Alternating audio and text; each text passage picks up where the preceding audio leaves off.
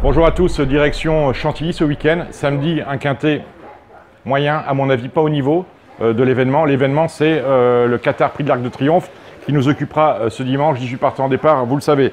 Je vous ai dit quintet pas au niveau parce que PSF n'a rien à foutre de la PSF. Un week-end de gala comme celui-là, on n'organise pas des quintets sur PSF et on remarquera que dans son grand handicap de miler, les chevaux en vue ont pratiquement pas l'expérience de la surface. Franchement, les gars, ça craint. Alors on va étudier cette course avec quelques points d'appui, on va les descendre. Tiens, Snad, vous le jouez chez moi. Nice to see you, le Ricard, vous le jouez chez moi également.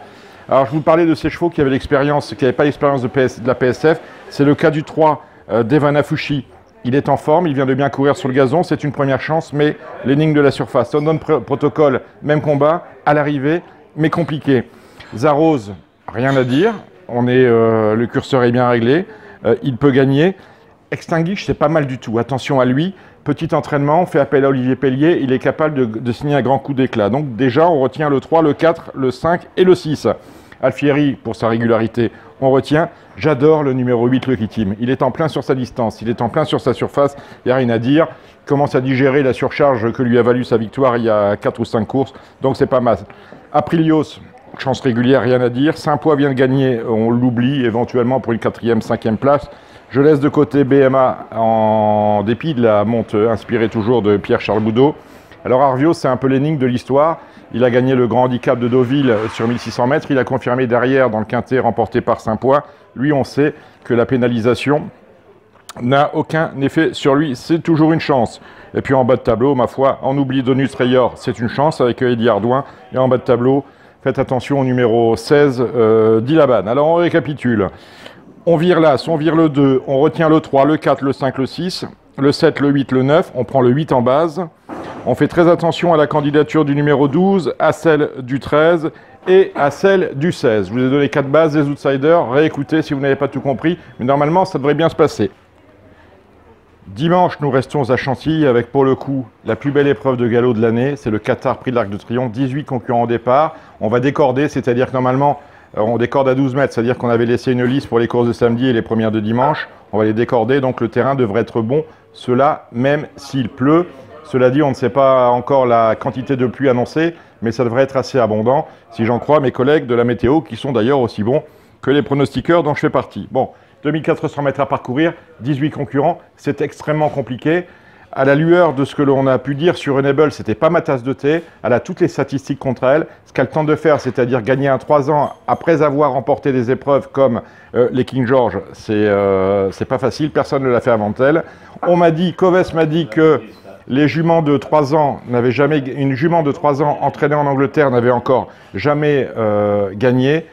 C'est vrai, elle va tenter de le faire, pourquoi pas. Donc, Enable, c'était non il y a 2 ou 3 mois, il y a encore une semaine. Pour moi, c'est oui. Ma deuxième base, c'est Order of Saint-Georges, j'arriverai à le dire. 3e de cette course l'année dernière. La préparation a été bonne. Le cheval est au top. On ne peut absolument rien lui reprocher. On va descendre maintenant, je vous ai donné 2 bases. Enable, Order of Saint-Georges. On va descendre tous les partants. Avec Zarak, qui a contre lui d'avoir tiré la corde de 18. Ses débuts sur 2400 mètres, début tardif, puisque c'était lors de sa dernière course, furent excellents, il s'était imposé. Maintenant, c'est une affaire d'impression. Je ne le retiens pas. Je ne retiens pas non plus Doha Dream. Éventuellement, si le terrain était très souple, voire lourd, je vous dirais, faites très attention à One Foot in Heaven, qui s'était classé 6e de ce prix de l'Arc de Triomphe l'année dernière. Le terrain, c'était dans le bon terrain, l'année dernière, vous vous en souvenez. Le terrain lourd peut éventuellement le transcender. Ulysses, cheval de classe, le 2e en valeur, derrière Enable, il n'y a rien à dire, mais là encore, seul un terrain très souple pourrait circonscrire ses chances.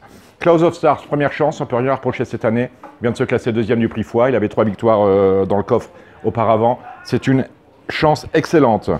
J'ai laissé de côté Idaho, l'Allemand Chiggins Secret, qui a gagné le prix Foix justement dans le terrain lourd. Si le terrain était de nouveau lourd, il pourrait retrouver les ailes qui étaient celles des courses préparatoires. Je laisse de côté les 2 Japonais, le leader et Satono, comment s'appelle-t-il bref, les 2 Satono, je vous les laisse parce que Satono Diamond dans le foie, c'était pas du tout ça. Iquitos, je ne l'ai pas retenu. Order of Saint-Georges, je vous en ai parlé. Seven, la course de rentrée n'était pas bonne. Il a un mauvais numéro dans les stalles, je le laisse de côté. Brameteau, alors là, on a affaire à un concurrent qui débute sur la distance. Débuter sur la distance dans l'arc, il faut quand même être culotté. Lorsqu'il a gagné la poule d'essai, on savait qu'il allait tenir 1600 mètres. L'interrogation, avant qu'il ne gagne le prix du Jockey Club, c'était de se dire, est-ce qu'il tient 2100? Là, on se pose exactement les mêmes questions. Et franchement, ce qu'on a vu à Deauville n'était pas réjouissant. On peut éventuellement tenter l'impasse. Attention à Capri, 6e du derby d'Epsom. Il a ensuite confirmé de très belle manière. Il a gagné notamment le Saint-Léger de Doncaster.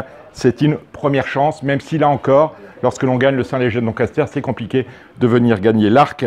Plumatique, je vous le laisse. Et en bas de tableau, éventuellement, si elle tient la distance, vous ferez très attention à la jument de 3 ans Winter, l'autre jument de 3 ans de l'épreuve, Winter, qui est montée par le premier jockey de la maison O'Brien, c'est-à-dire Ryan Lee Moore. Winter, dont la seule interrogation résidera encore dans la distance. Elle n'a jamais abordé les 2400 mètres, mais elle est en forme. Le pédigré dit qu'elle ne tient pas, mais bon, a priori, elle a fait tout ce qu'on lui avait demandé de faire cette année. Donc vous savez à peu près tout sur ce prix de l'Arc de Triomphe. N'oubliez pas, de base, Unable et Order of Saint-Georges. Et surtout, n'oubliez pas, cher Dominique Cordier, d'écouter Radio Balance avec comme invité Pierre-Charles Boudot. Ah ben voilà un invité de classe. Et on aura Hervé Nagard, son agent aussi. Oui, il sera rasé. Voilà, ben voilà. Ciao.